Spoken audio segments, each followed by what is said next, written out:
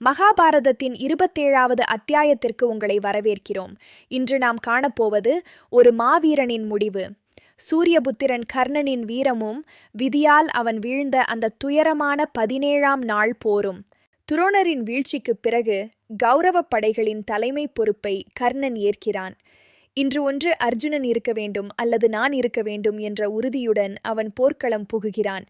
சல்லியன் அவனது தேரோட்டியாக அமைகிறான். ஆனால் அவன் கர்ணனை தேற்றுவதற்கு பதில் அவனது மன உறுதியை குலைக்கும் வகையில் அர்ஜுனனை புகழ்ந்து பேசுகிறான்.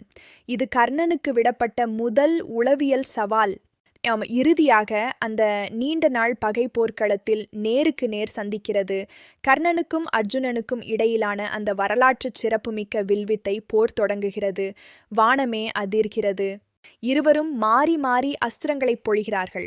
அர்ஜுனனின் காண்டீபமும் கர்ணனின் விஜயவில்லும் அனல் கக்குகின்றன. தேவர்கள் கூட இமைக்காமல் இந்த போரை கவனித்துக் கொண்டிருக்கிறார்கள். ஆனால் விதியின் கரங்கள் கர்ணனை நெருங்கின. பரசுராமர் கொடுத்த சாபத்தால் அவனுக்கு தேவையான நேரத்தில் அந்த மகா மந்திரங்கள் மறந்து போகின்றன. அவனது அறிவு மழுங்கத் தொடங்குகிறது. அப்போது ஒரு பிராமணர் கொடுத்த சாபம் பலிக்கிறது. கர்ணனின் தேர்ச்சக்கரம் பூமியில் ஆழமாக புதைகிறது.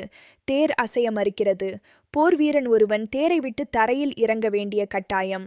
ஆயுதங்களை கீழே வைத்துவிட்டு சக்கரத்தை தூக்க கர்ணன் முயல்கிறான்.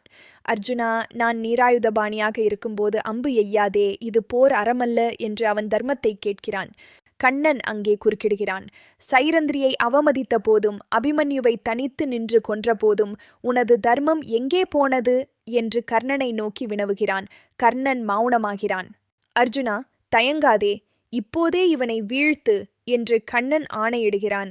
அர்ஜுனன் தனது மனதை திடப்படுத்திக் கொண்டு அந்த இறுதி அஸ்திரத்தை ஏவுகிறான். விதியின் தீர்ப்பு எழுதப்படுகிறது. அந்த அம்பு கர்ணனின் தலையை துண்டிக்கிறது. மகாபலி கொடைவள்ளல் கர்ணன் மண்ணில் சாய்கிறான். அவனது உடலில் இருந்து ஒரு ஒளி புறப்பட்டு சூரியனுடன் கலக்கிறது. அவன் தனது தந்தையிடமே சென்றடைந்தான். யுத்தம் முடிந்த பிறகுதான் பாண்டவர்களுக்கு தெரிய வருகிறது கர்ணன் தங்களின் மூத்த சகோதரன் என்று.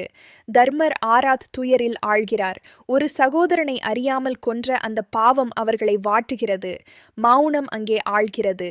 கர்ணன் ஒரு தவறான பக்கத்தில் நின்றாலும் அவனது நட்பு மற்றும் கொடைத்தன்மைக்கு ஈடு இணை ஏதுமில்லை.